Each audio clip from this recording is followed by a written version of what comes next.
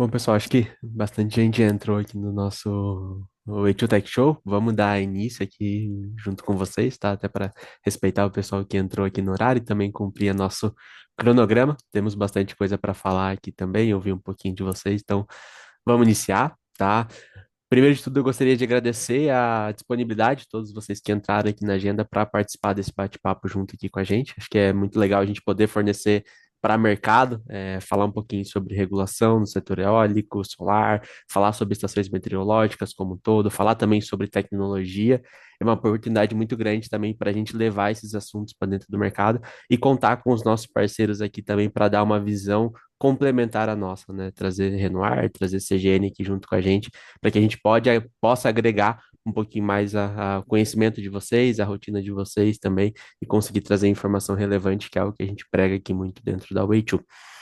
Para a gente iniciar esse bate-papo, esse Way2 Tech Show de hoje, eu queria dar uma breve introdução do que a gente vai abordar, depois passar ali para os nossos participantes também se apresentarem e aí entrar na discussão aqui, que é para falar um pouquinho sobre a estratégia de gestão de torres meteorológicas como um todo, tá?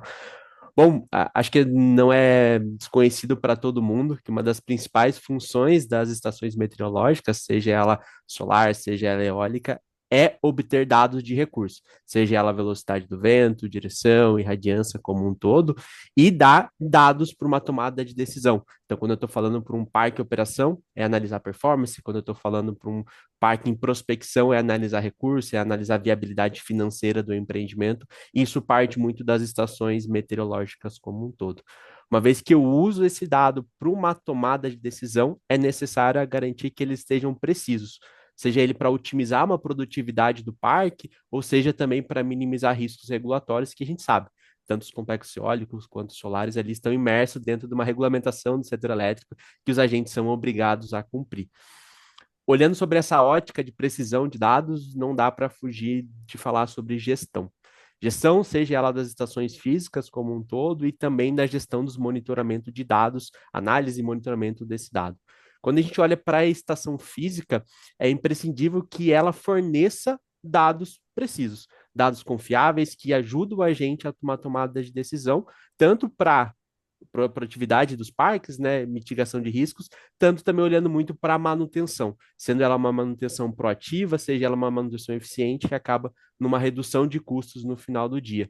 E uma vez que eu tenho essa estação bem gerida, não dá para fugir que eu vou começar a olhar para dados, uma vez que eu vou ter essa medição precisa, eu vou ter informações que eu consigo utilizar para monitorar e analisar pontos de problema, o que onde que está acontecendo, onde que eu posso melhorar de maneira muito mais rápida, muito mais próxima, muito mais assertiva, diminuindo um tempo de resposta para uma ida em campo, uma manutenção que é necessária e o que todo mundo busca, né, diminuição com custos com manutenção, ida para campo, otimização sobre esse processo. A gente sabe que não é uma tarefa trivial a ser feita, é um desafio do setor como um todo, e aí a gente, como empresa de tecnologia, não dá para deixar dar a nossa pitada aqui, né? Falar sobre tecnologia nesse meio do processo, e a gente entra muito em questões de visualização. Então, entrar ali dentro de uma visão macro do que está acontecendo em todas as estações como um todo, é possível tirar insights de beleza aonde que eu tenho problemas, aonde que eu tenho pontos de melhoria, aonde que eu consigo otimizar a minha operação para pegar ali pontos anormais, vamos chamar assim, e também cumprir normas do setor, mitigando o risco regulatório como um todo. Então, a gente queria trazer um pouquinho dessa visão atual de tanto função, instalação, boas práticas, para que também agreguem a rotina de vocês ali como um todo. Para quem não me conhece, eu já vi várias carinhas conhecidas aí que eu converso no meu dia a dia, mas eu sou o Lucas, sou analista de sucesso do cliente aqui dentro da Oi2, faço acompanhamento de alguns clientes que a gente tem aqui na nossa base. Já estou há quase 3 anos e meio para 4 anos aqui dentro da Oi2, já passei por algumas áreas, então conheço um pouquinho desse mercado, setor de geração como um todo. Espero contribuir aí junto com vocês. Bom, abro aí para os nossos convidados também se apresentarem e darem as caras aqui no nosso Way to Tech Show também.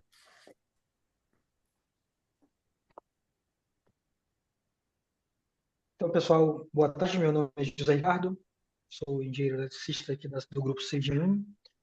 Para quem não conhece a Seijin, ela é um grupo chinês, né? Ela está aqui no Brasil há 5 anos, tá?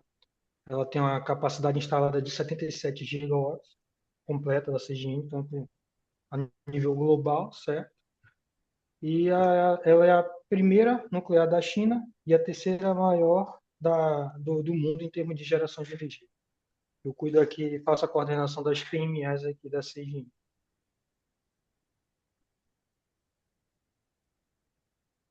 Legal, legal. Boa tarde, pessoal. Boa tarde a todos. Meu nome é Giancarlo Fusetti. Eu sou engenheiro civil de formação, especialista em energias renováveis. Já estou nesse setor de energia, no setor de anemometria há mais de 10 anos. Hoje eu sou gerente de operações aqui da Renoir. Já estou há uns 5 anos aqui na empresa. Para quem não conhece a Renoir é uma empresa de anemometria, cuida de torres anemométricas e solarimétricas, estão há mais de 10 anos no mercado também.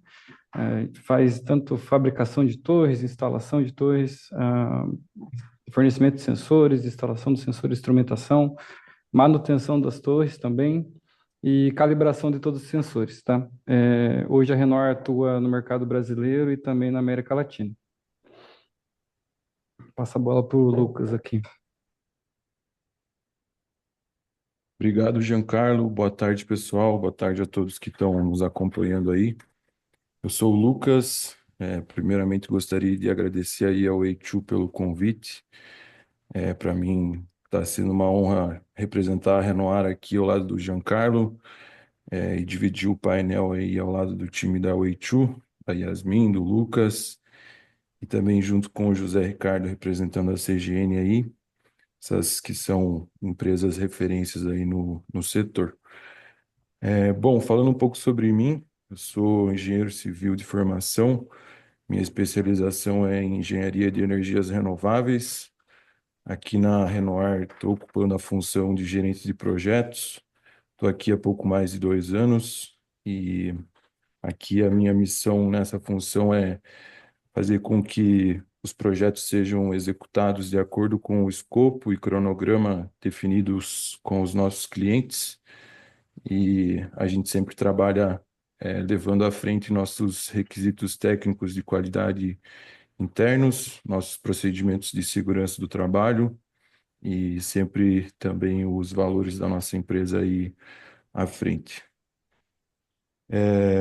Nos contratos que eu participo aqui na Renoir, eles totalizam 142 torres meteorológicas, entre solarimétricas e anemométricas, e a gente cuidar de todas essas torres aí só é possível graças ao grande time que a gente tem aqui internamente e graças também à estrutura que a empresa proporciona para a execução dos nossos projetos. Espero contribuir aí para a conversa, acredito que vai ser enriquecedor aí, os assuntos são bastante interessantes, então a gente vai dando sequência aí e eu passo a palavra aí para Yasmin. Boa tarde, pessoal. Obrigada, Lucas. É um prazer estar aqui, né, para falar um pouquinho com vocês. Eu sou coordenadora de operações aqui na Weichu, entrei na Weichu fazem 5 anos, iniciei aqui na área de meteorologia, né, então a gente tem o nosso serviço dedicado aqui para torres meteorológicas, sejam elas solares ou anemométricas, e atualmente sou coordenadora aqui do centro de operação, e a gente atua com esse serviço. E falando um pouquinho aqui sobre a Weichu, né? Então, para quem não conhece ainda a Weichu ela está no mercado de energia há 19 anos, ela é referência quando a gente fala em medição de energia, e a gente tem soluções e serviços para os agentes, né, do mercado de energia. Então, agentes de geração, distribuidores, consumidores e gestores de energia. Então, hoje o nosso foco aqui vai ser na geração, né, na geração de energia. Eu espero que seja um bate-papo muito rico aqui. Tenho certeza que todos vão gostar. E quem tiver alguma dúvida, dá para deixar ali no chat, que no final a gente vai ter um espacinho aí para tirar as dúvidas. É isso, passa a bola aí pro Lucas Delmasio. Boa, todos devidamente apresentados, então vamos iniciar a falar um pouquinho sobre estratégias de gestão para torres meteorológicas e o poder dos dados em mitigação de riscos. Então, olhando para esse contexto que eu trouxe, né, que as estações surgem desde o início de um projeto, a gente gostaria também de começar esse Way to Tech Show falando sobre instalação das torres, né, das estações, que é para a gente conseguir percorrer toda a vida útil dela. Vou direcionar essa pergunta para o time da Renoair, então, Giancarlo e Lucas, assim, sabendo desse contexto que eu comentei agora há pouco da importância, né? Como que vocês poderiam compartilhar com a gente da agenda melhores práticas para instalações de torres anemométricas, obviamente que visando a redução de uma medição inconsistente? Poderia compartilhar com a gente? Ah, legal, Lucas. Bacana. Então, aqui na Renoir a gente sempre prioriza a demanda que vem do cliente, né? Essa é a primeira solicitação, o cliente nos envia a demanda, o que está precisando. Normalmente os clientes que a Renoir já trabalha e os clientes que a gente tem no mercado e que estão aqui, estou vendo alguns aqui também, né? São o pessoal que já conhece, já entende como é que funciona o mercado, o que eles querem na instalação das torres, né? Tanto anemométricas quanto solarimétricas.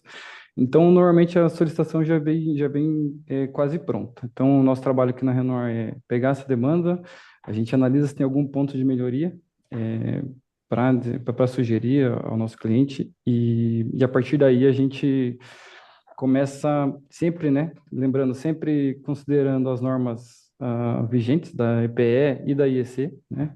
Que é o que a gente está sempre buscando e que é o que o cliente normalmente nos exige. E a partir daí a gente começa a tratativa interna aqui dessa gestão, né?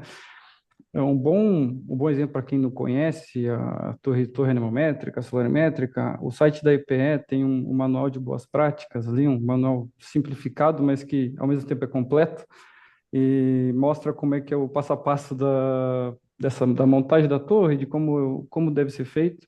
Então, a gente se baseia muito nele, baseado nas nossas experiências aqui de vários anos também. E esse é um processo desde o começo dessa. Ele já mostra esse manual e como a gente deve utilizar as boas práticas para a instalação de uma torre, né?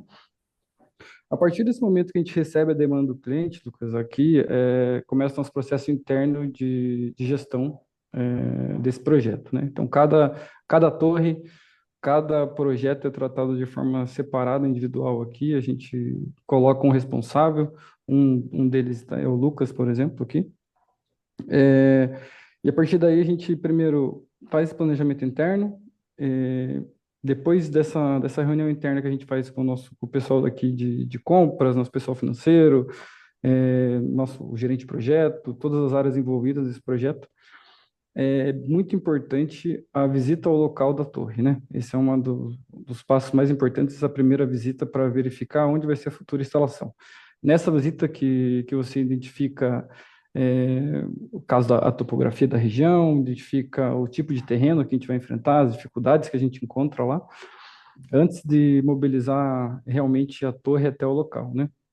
Nessa primeira visita também para torres anemométricas, que a gente faz a marcação dos estais, né, que a gente chama as torres aqui no Brasil, a maioria são torres estaiadas, também a gente trabalhamos já com torres autoportantes, mas a maioria são torres estaiadas, então nessa primeira visita a gente já faz a marcação dos estais, que a gente chama aqui, utilizando bússola de precisão, alguns casos os equipamentos topográficos também, né? E no caso de torres solarimétricas, é bem importante que fique instalado numa região que não tenha sombreamento, né, que também utilizamos a bússola ou outros equipamentos de precisão para identificar o norte geográfico ali, que é normalmente onde os piranômetros vão ficar apontados, né, para que não tenha nenhum sombreamento. A próxima etapa depois dessa é o envio realmente da estrutura para campo, a estrutura da torre após a fabricação. Aí o processo de montagem normalmente é módulo a módulo mesmo, vai estaiando a torre conforme ela vai subindo, né? Depois de completar essa montagem da estrutura, é feito o alinhamento dela para garantir que os sensores estejam medindo de forma mais coerente possível, mais precisa possível também, o alinhamento da torre e dos braços que esses sensores vão ser instalados. Os sensores todos instalados de acordo com os processos do fabricante também, né? A gente sempre utiliza a gente instala de acordo com a recomendação dos fabricantes, né? Tanto os sensores quanto os data loggers que a gente utiliza aqui. Após a validação, após a instalação, o comissionamento da torre completo, aí a gente entra com nossos parceiros, a Way2, por exemplo, a gente envia para vocês esses dados, depois da torre completa, já instalada, a Way2 analisa os dados e dado evolutivo é que a torre já está comissionada e os dados estão funcionando corretamente, tá? Então, seria mais ou menos essa etapa, um resumo bem grande do como é feito. A partir daí, né, depois da instalação, feito acompanhamento das manutenções das torres, a gente programa manutenções trimestrais, quadrimestrais, semestrais, depende muito da região onde a torre é feita, hoje está sendo instalada, né? Depende do índice de oxidação dela. E então essas manutenções preventivas devem ser feitas, inclusive com recomendações da própria EPE, né? E ao longo do tempo, podem aparecer alguns problemas na torre que aparecem sob demanda, que a própria Way2 nos indica, né? Problemas de sensores, problemas de alimentação, problema de comunicação. Imagino que o pessoal que está aqui deve ter enfrentado bastante problema já quanto a isso.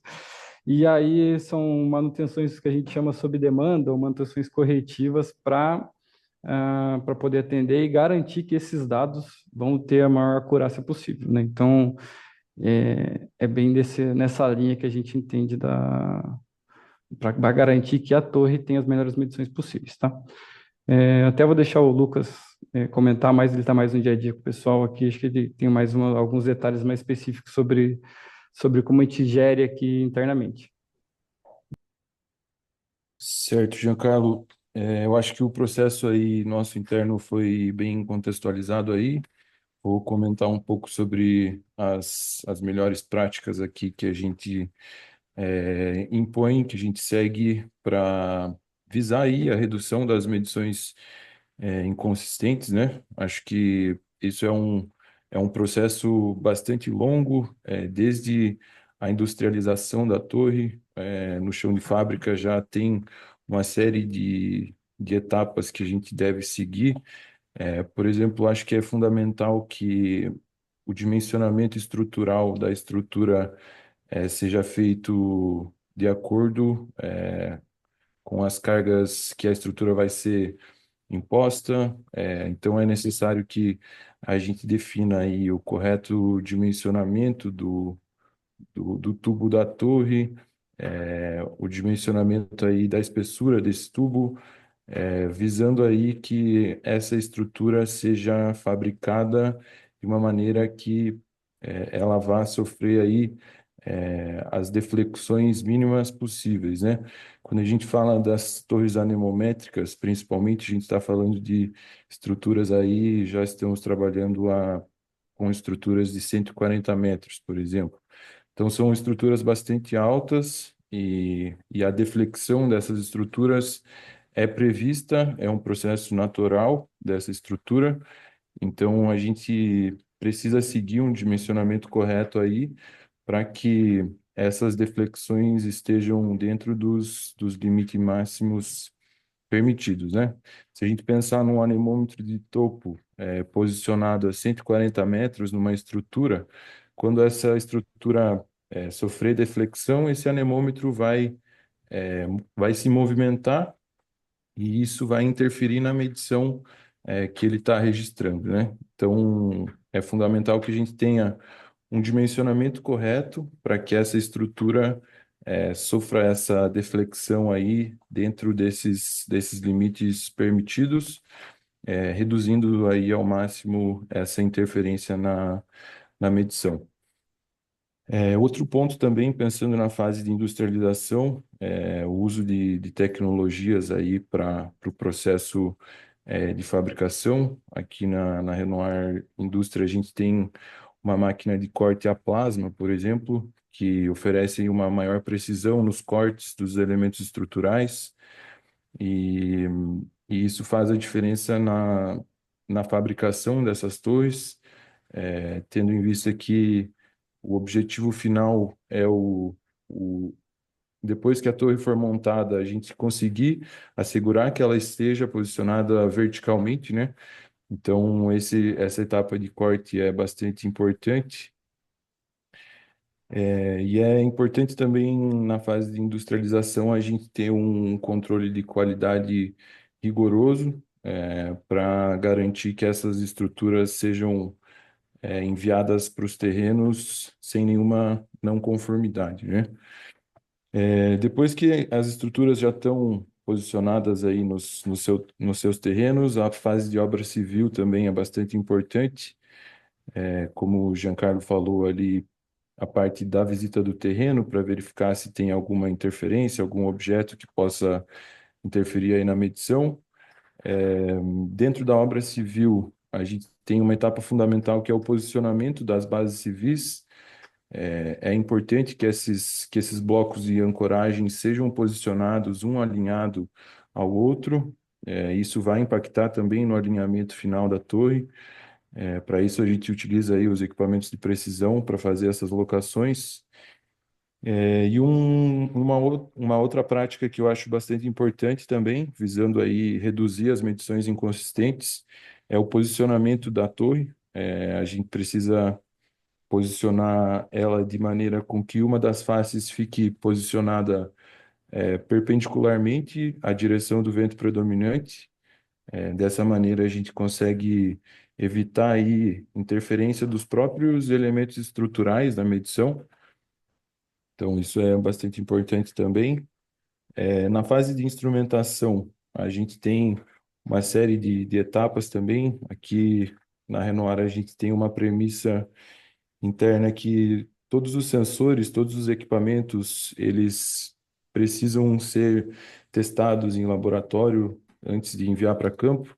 A gente sabe que a maioria dessas torres são implantadas em locais de difícil acesso, então é muito mais eficiente a gente sair com todos esses equipamentos testados já, para chegar em campo e tá tudo certo, só colocar cada equipamento na sua posição, fazer as conexões e, e finalizar o trabalho de instrumentação.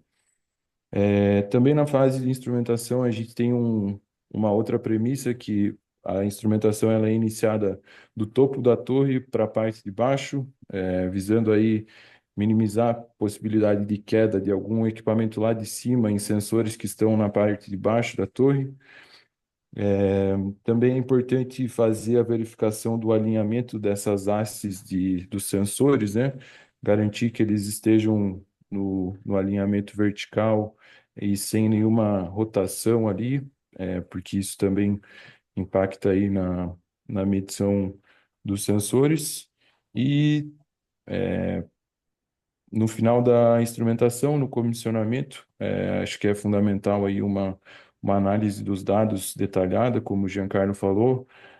O pessoal da Weichu nos auxilia nesse processo para fazer uma análise detalhada aí, ver se todos os sensores estão medindo de acordo com o esperado ou se tem alguma anomalia aí que precisa ser verificada. Boa, coisa boa. Acho que passou ali um processo bem abrangente, né? Acho que quem tá, bom, até a gente que tá na ponta final não entende desde o começo e qual o impacto que até o processo Fabril tem sobre a qualidade dos dados ali, que é o que a gente está analisando por aqui. E uma vez que vamos supor que eu cumpri todos esses processos, eu queria entender um pouquinho mais a operação como um todo, né? Então, eu tenho uma estação montada, e aí eu queria ver um pouquinho da Yasmin e do José, se puder comentar primeiro, né? Como que ele acha que o monitoramento dessa medição, uma vez que a torre já está instalada, pode ajudar a diminuir um tempo de resposta a problemas nos sensores e também minimizar o custo de manutenção para campo, que a gente sabe que não é um custo baixo aqui dentro do setor eólico. Com certeza, quando a gente tem esse monitoramento, essa gestão, ok com as TNAs, a gente visto que a gente trabalha no Brasil, né, em dimensões enormes aí em termos de deslocamento. Por exemplo, nós temos contratos aí guarda-chuvas, e quando a gente aciona por contrato, são 5 dias, né? Então, 5 dias e com sensores com problemas, você acaba perdendo uma grande porcentagem de dados. Então, quando você tem esse monitoramento, você consegue prever alguma futura anormalidade, né? E aí, simplesmente, nos nossos parques, a gente não contrata pessoas que vão simplesmente trocar peça. Ele vai para lá para entender o porquê está trocando. Será que é o sensor mesmo? Será que é o conector? Será que é o cabo? Então, quando a gente tem essa plataforma de monitoramento, o IT nos auxilia a isso, então a gente consegue ter esse histórico, né, do porquê está dando problema, a gente consegue reduzir bastante a questão das manutenções corretivas, das manutenções reativas, a gente começa a trabalhar mais com as manutenções preventivas, né? Então, com isso, a gente acaba diminuindo o gasto, com deslocamento, com acionamento de equipe, com peças também, né? Ô, José, até complementando um pouquinho, o José falou bem ali, né, de a gente ficar 5 dias sem medições, isso prejudicar. Então, falando um pouquinho da parte regulatória, essa questão de ficar dias, né, sem uma medição ou com medições inconsistentes, isso pode prejudicar diretamente, né, o gerador de energia ali, porque envolve um custo, né? Então, não somente o custo de manutenção, mas o custo de uma penalização também.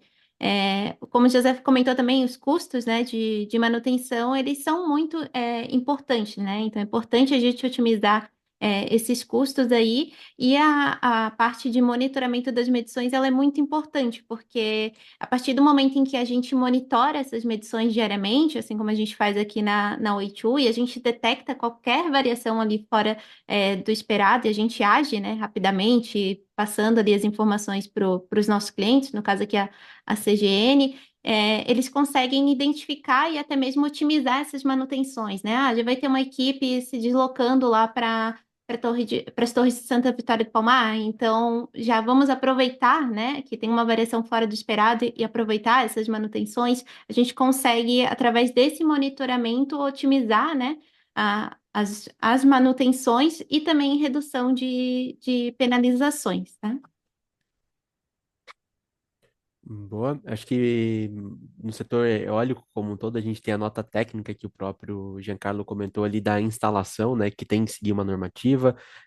As torres solarimétricas não têm uma normativa ali, a questão de operacionalização. Mas eu queria entrar um pouquinho nesse tema que eu acho que ele é relevante aqui para o bate-papo. A gente falou sobre instalação, falou sobre operação e diminuição de custos de manutenção. Mas vamos jogar o regulatório, que a gente sabe que o Brasil tem muita regulação por trás, né? E aí, Yasmin, acho que se tu pudesse trazer para a gente quais seriam os principais fatores que contribuem para um cenário de penalidade vinculado à torre meteorológica, acho que seria legal para o bate-papo aqui. Beleza, Lucas. Até começando, né, para quem é um pouquinho fora da área aí de animometria, uma torre ela precisa, né, enviar os dados quinzenalmente ali para a EPE, que hoje é o órgão regulador ali das torres animométricas, mas se esse parque ele for vencedor de leilão, né? Então todo parque vencedor de leilão ele precisa obrigatoriamente cumprir as boas práticas, né? A nota técnica que o Giancarlo comentou lá no início. Então, quais são os fatores ali, né, que levam para uma penalização? Hoje a torre anemométrica ela tem vários instrumentos, então tem os anemômetros, o wind vanes, barômetro, termigrômetro, mas os mais importantes, né, instrumentos ali de uma torre anemométrica são os anemômetros, né? Então é o instrumento que registra a velocidade do vento. Então, existe, né, na nota técnica da EPE algumas normas, principalmente relacionadas aos anemômetros ali, em que eles não podem ficar mais de 30 dias sem registrar medições consistentes. Os demais instrumentos ali, eles são 60 dias, né? A EPE permite até 60 dias de inconsistências contínuas. Então, por isso que é importante, né? Até puxando um pouquinho da pergunta anterior ali, por isso que é importante a gente monitorar, porque se a partir do momento que a gente só monitora nossas torres de 15 em 15 dias, e para enviar ali para a EPE, pode chegar no 15º dia, tem uma inconsistência que começou lá no primeiro dia e a gente está aí já 15 dias sem medições e só ter mais 15, né? Então, para até aprovar custos dentro da empresa, solicitar o deslocamento de uma equipe de manutenção leva muito tempo, né? Então, os anemômetros, né, comentei aqui, mas todos os outros instrumentos são muito importantes também, né? Porque existe essa regulação por trás, essas normativas ali da EPE. E além disso, né, tem mais um instrumento que não é um de medição, mas que ele registra a medição na torre anemométrica, que é o Datalogger. Esse sim, né, ele precisa estar sempre funcionando Até comentando um pouquinho aqui, entrando em alguns casos, né? Já aconteceu de a gente perder a comunicação com uma torre do nosso cliente, e aí esse deslocamento de equipe, né? Demorar para chegar até lá. Então a gente acha que é somente uma perda de comunicação com a torre, e aí a equipe de manutenção chega lá, às vezes 10, 15 dias depois, e o data logger ele está queimado, né? Então, aqui no Brasil a gente tem muita incidência, né, de descarga atmosférica, então é muito importante, né, a gente manter as manutenções em dia, o monitoramento, né, das medições e os equipamentos também, sempre bem revisados ali dentro dos prazos permitidos pela EPE. Muito bom, Bom, muito bom. Acho que trouxe bastante informação do setor ali como um todo. Acho que tá contigo também seguir aí. beleza. Eu queria perguntar para o José, né? A gente falando dessa questão de gestão eficiente, de manutenção, de monitoramento.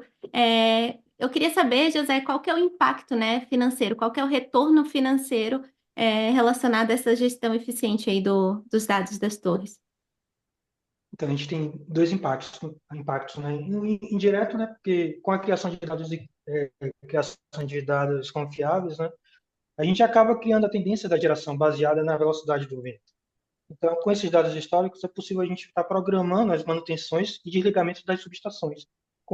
Utilizando esses dados, a gente verifica a melhor janela de vento para a gente diminuir o impacto de perda de geração, né? E o impacto indireto, direto no caso, é a questão da nossa gestão eficiente, né, que deixa de gastar com manutenção corretiva.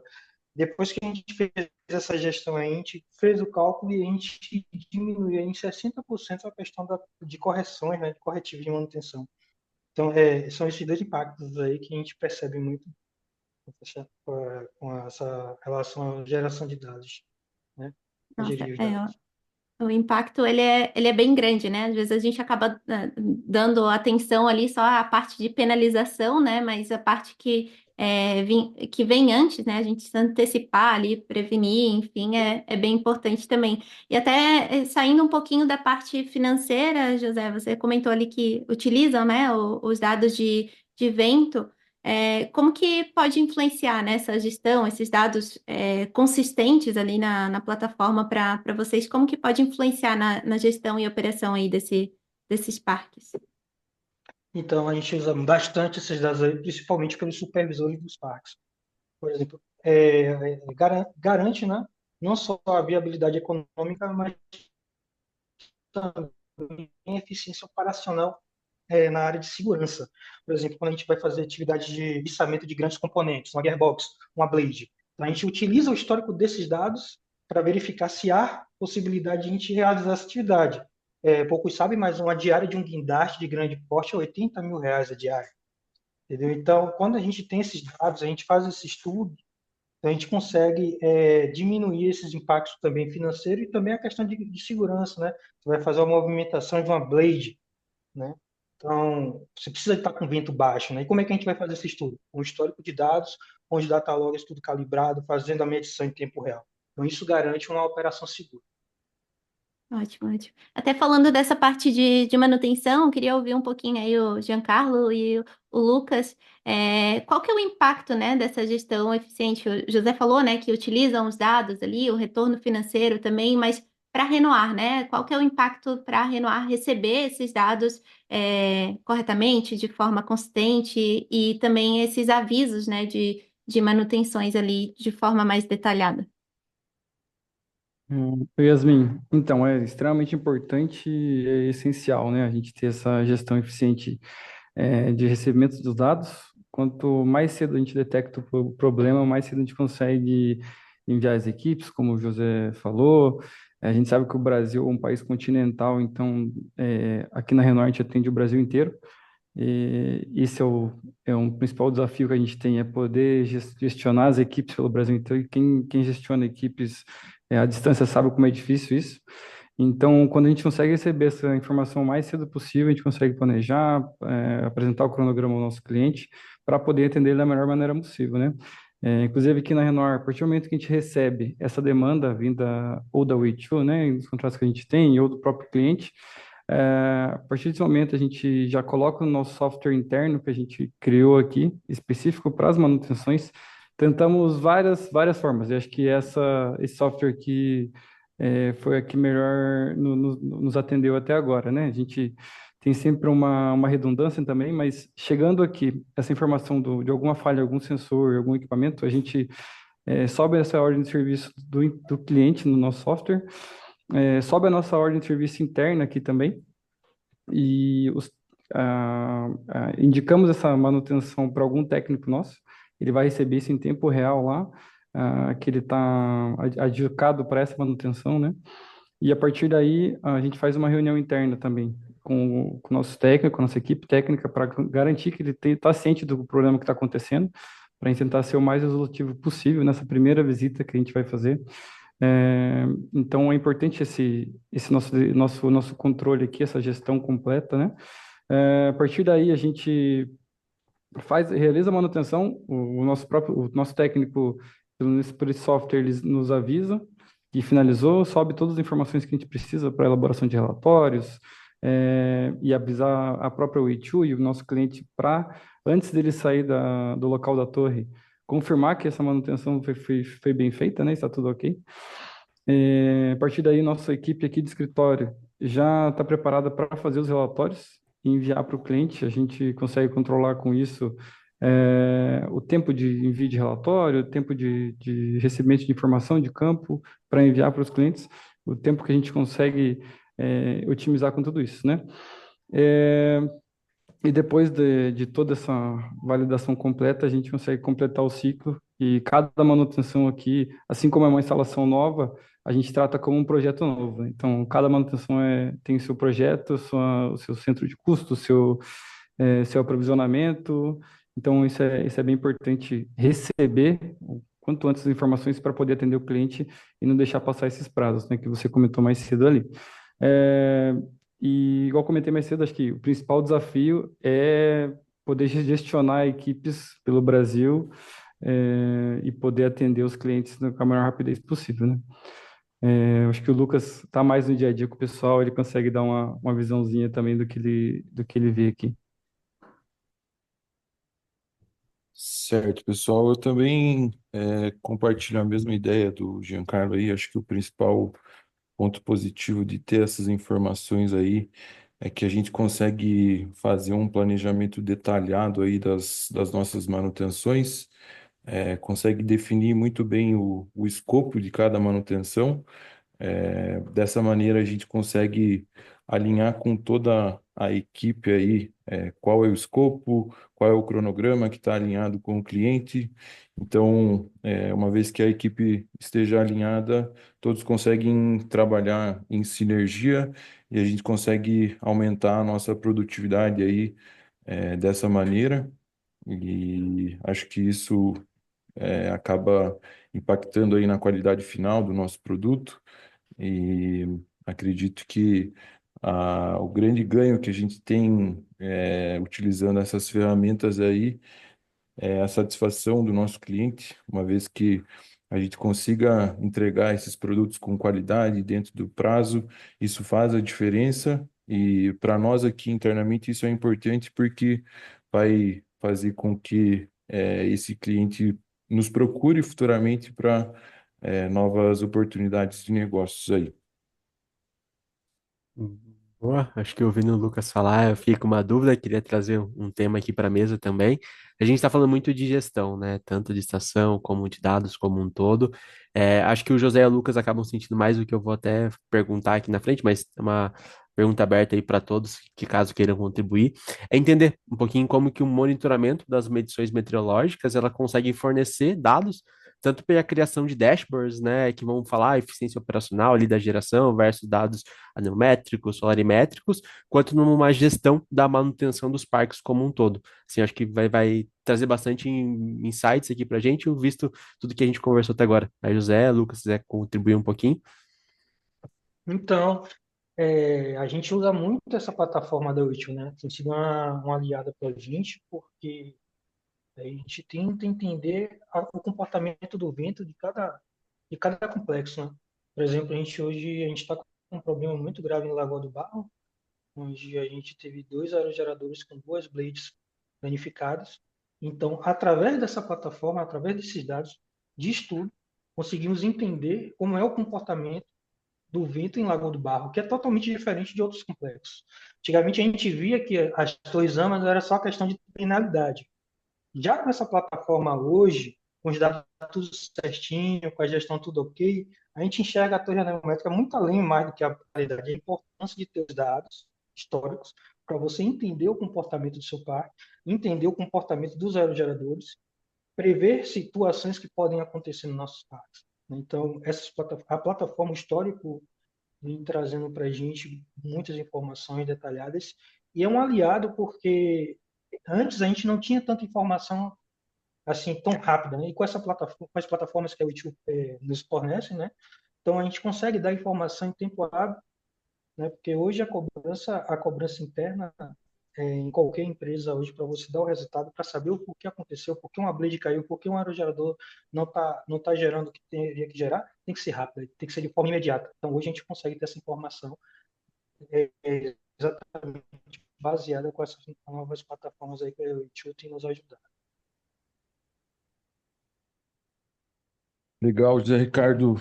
Vou comentar um pouco sobre o nosso lado aqui das manutenções das torres meteorológicas aí, anemométricas e solarimétricas. A gente usa bastante o dashboard de anemometria da Way2, para contextualizar aí para o pessoal que ainda não visualizou essa plataforma.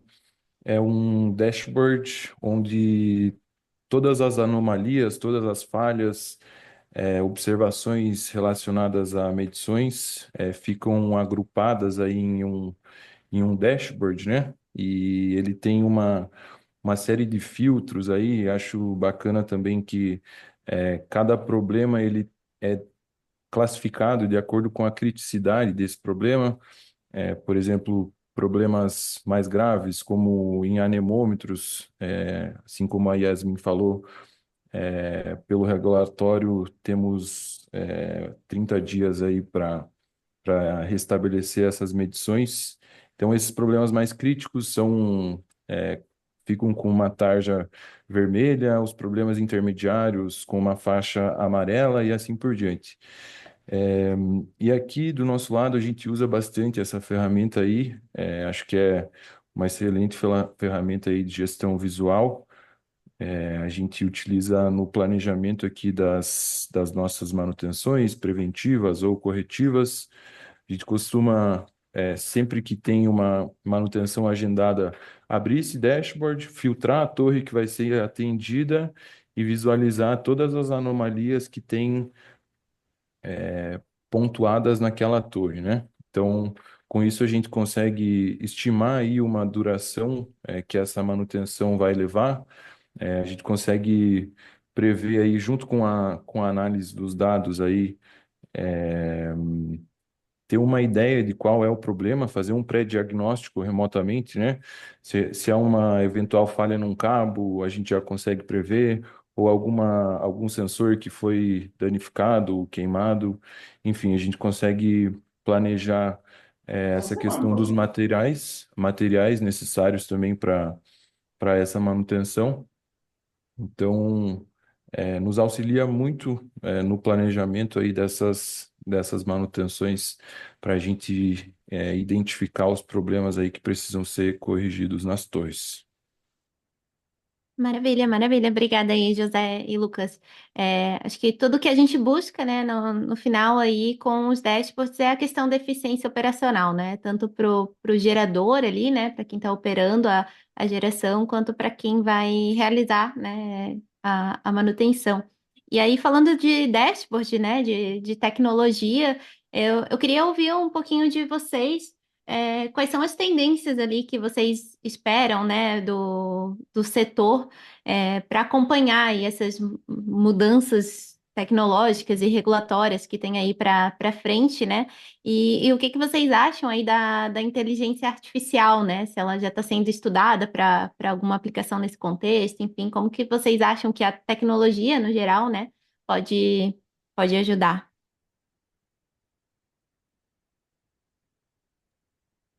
Bom, acho que eu começo falando aqui então.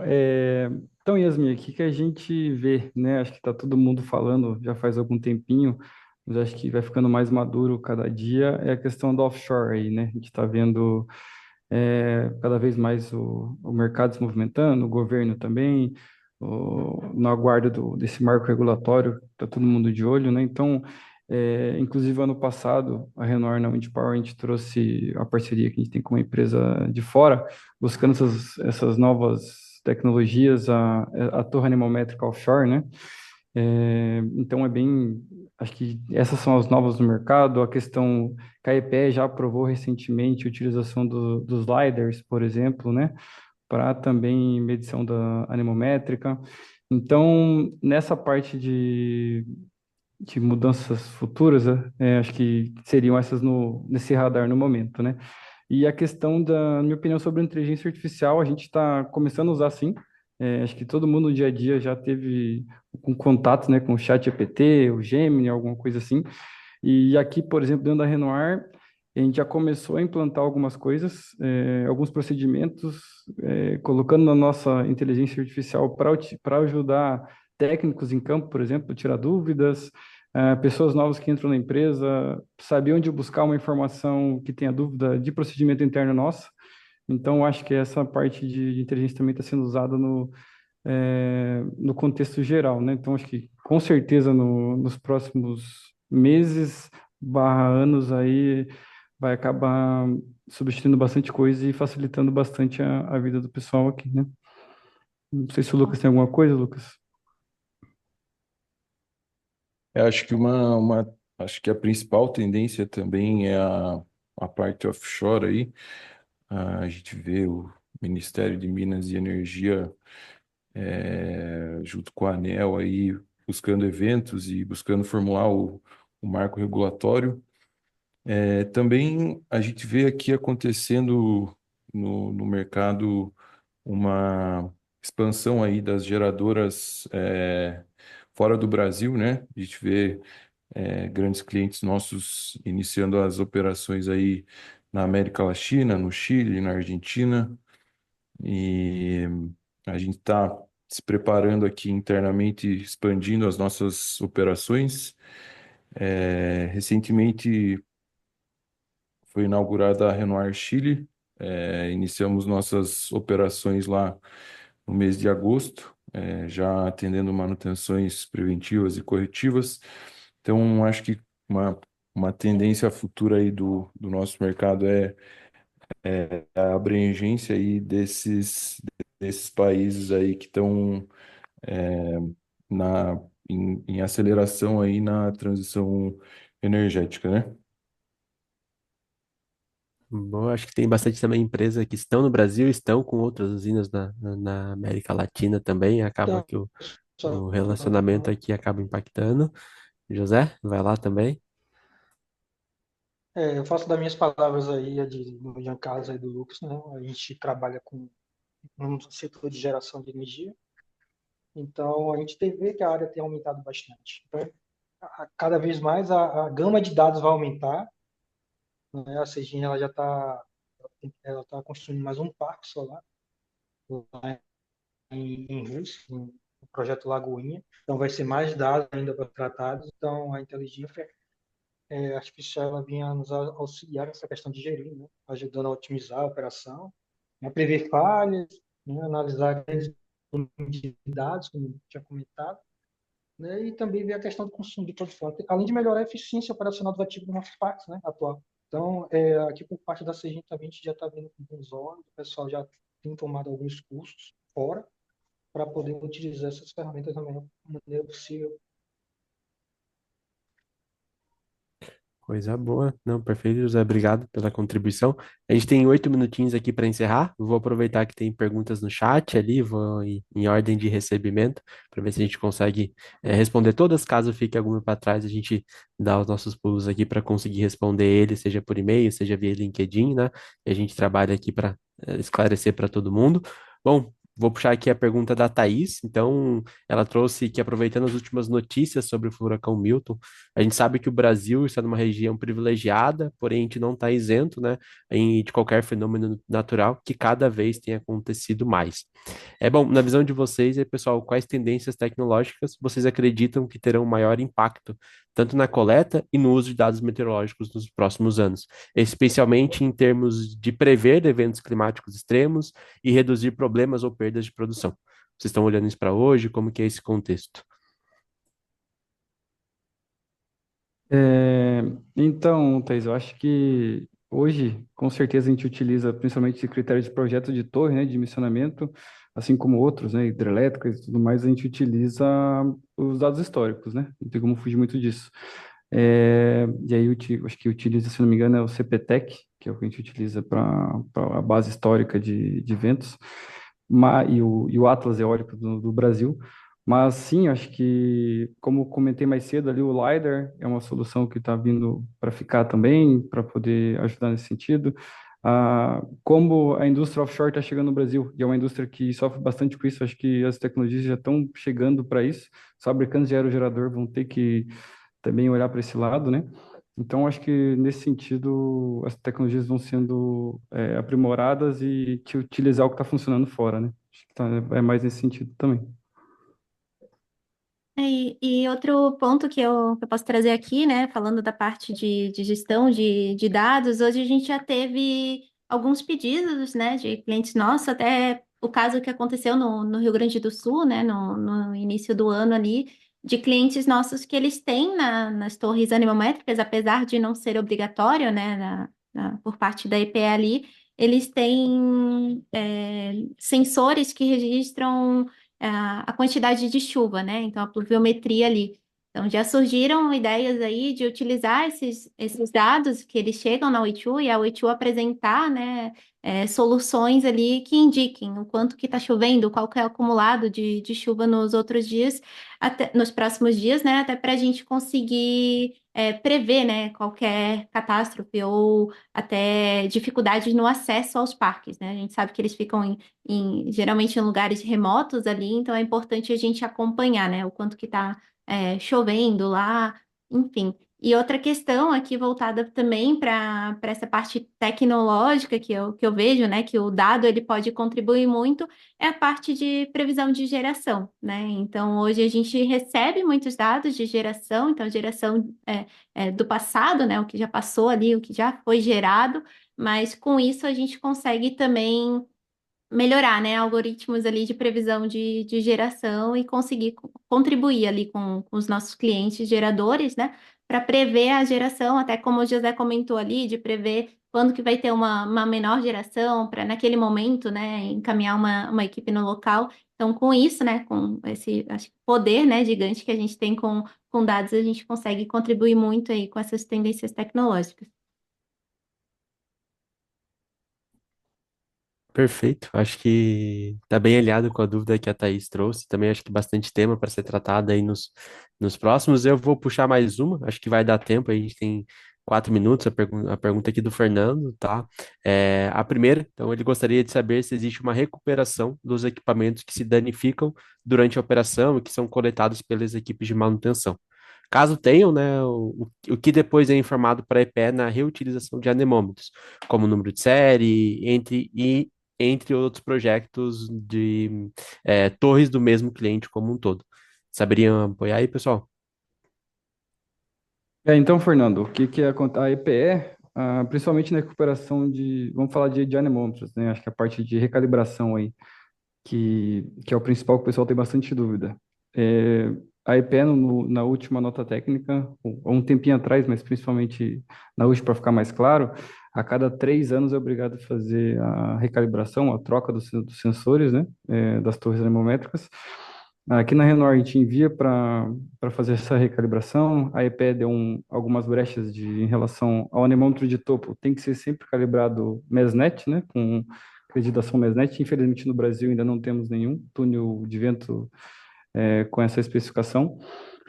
Então, a gente acaba mandando para a Europa. A maioria dos clientes prefere mandar todos para a Europa, que já podem usar em qualquer lado da torre. E a EPE coloca só uma observação que Sensores retirados de torres do parque, por exemplo, da CGN, só podem ser usados novamente em torres da própria CGN, né? Ou do parque, mas da própria CGN. Então, a CGN tem parques espalhados pelo Brasil, eles podem compartilhar esses anemômetros entre os parques deles, mas tem que ser do mesmo empreendedor. A partir do momento que ele é retirado dessa torre, a EPE consegue rastrear o número de série e eles vão ver que está sendo instalado pelo mesmo cliente. Eu não posso instalar sensor da CGN em um outro cliente, por exemplo, tá? Então, aproveitando a dúvida aí acho que o pessoal tem bastante. E a outra que é importante até nesse sentido é a questão do armazenamento, né? A EPE garante que quando você envia para fazer uma recalibração, é obrigado à troca dos rolamentos desse sensor. Quando ele volta para o estoque do cliente, a EPE já entende que está sendo armazenado da melhor forma possível. E então ele só vai começar a contar os 3 anos da calibração a partir do momento que ele é instalado na torre, né? Então, isso é outra forma importante também, tá bom? Só complementando aí o Jean Carlos também, aqui nós da CGN, aqui, a gente verifica muito que esses instrumentos, esses sensores são de grande valor, né? E a gente percebeu que as manutenções há anos anteriores, como eu já tinha comentado, é só ia trocar peças, mas nada precisava. Às vezes trocava a peça, não procurava estudar o que se às vezes sem estar em hoje começa de fazer José, acho que estamos com problema de tudo em conexão, casa, cara. né? Acho que cortou desde o começo ali. Vamos ver se volta aqui pra gente conseguir finalizar. Você tá ouvindo a gente? Ih, eu acho que ele até caiu. Saiu. Bom, acho que o momento foi certo, então, 16 em ponto aqui, pessoal. Vamos ver se a gente consegue recuperar o José aí, tá? A gente teve mais duas perguntas dele do chat, tanto do Fernando quanto do Anderson. A gente vai ficar com compromisso aqui interno de responder essas dúvidas, seja por e-mail, por LinkedIn. Aqui a gente chama vocês para conseguir respondê-las, né? Já visto que a gente está encerrando aqui o horário do nosso bate-papo e manter a pontualidade da agenda de todos, tá? Bom, para finalizar aqui do nosso lado, eu gostaria de agradecer a presença de todos, tá, pessoal? Tanto dos participantes aqui do time da Renoir, quanto do time da CGN, tá? Acho que para a gente é muito legal ter essa visibilidade, trazer informação relevante para o setor elétrico, tá? Aproveito vocês para seguir as nossas redes sociais, tanto da Way2, quanto da CGN Brasil, quanto da Renoir, seja ela Instagram, seja ela LinkedIn. Então sigam ali, a gente sempre posta conteúdo, informações de visita a cliente, informação de Brasil Wind Power que vem aí pela frente, participação em Intersolar. Então acompanham a gente ali também nas nossas redes sociais. E por fim, fica o convite aí para nos visitar, para quem vai no Brasil Wind Power do dia 22 ao dia 24, no nosso stand D40, tá? O time da Renoir também vai estar lá, do nosso lado, no stand D45, então dá um pulinho em cada stand para conversar com a gente pessoalmente, tirar mais dúvidas sobre esse segmento que a gente está atuando e que a gente pode compartilhar as informações com vocês, tá? Os convidados querem dar uma última palavrinha antes da gente encerrar? Gostaria de agradecer a oportunidade aí. Deu um probleminha aqui, mas já retornei. Tá bom? Foi bacana aí compartilhar aí conhecimento com vocês aí. Tá bom? E espero que a gente tenha atendido aí as expectativas das pessoas aí que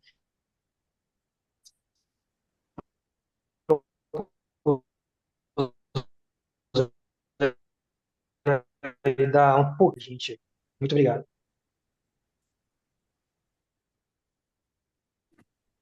Obrigada, Bom, José. Ó, travou um pouquinho, mas a gente entendeu aqui. O importante é a É, mensagem. boa, boa. Bom, eu queria agradecer também a oportunidade e a CGN, Renoir aí por terem aceitado o nosso convite, né, de participar do webinar. Também todo mundo que ficou aqui até o final, né, 2 minutinhos a gente passou aí, mas gostaria de agradecer a contribuição de todos e que a gente está super à disposição, né, também no LinkedIn, Instagram, enfim, sempre que quiserem conversar com a gente sobre o tema, são muito bem-vindos. Legal, pessoal. Obrigado, prazer estar participando com vocês e também. Obrigado pelo convite. Oi, Tchu. Obrigado, Ricardo. Espero que seja a primeira de outras aí também que a gente possa participar. E quem participou, agradecemos também. E infelizmente o tempo foi pouco, não podemos tirar tantas dúvidas assim, mas o que esperamos que tenha sido importante para todo mundo que participou. Tá bom? Obrigado por tudo aí. Pessoal, eu também gostaria de agradecer aí novamente ao Eichu, aos convidados aí que puderam acompanhar até o final. Gostaria de estender também o nosso convite aí para nos visitar na Brasil Wind Power aí desse ano. Estaremos ao lado da Weichu lá, como o Lucas comentou. Então, vou torcer aí para que a gente possa se encontrar pessoalmente por lá. Valeu, obrigadão. Fechou, então, pessoal. Muito obrigado pela disponibilidade de todos e até mais. Precisando de qualquer apoio, a gente está à disposição por aqui.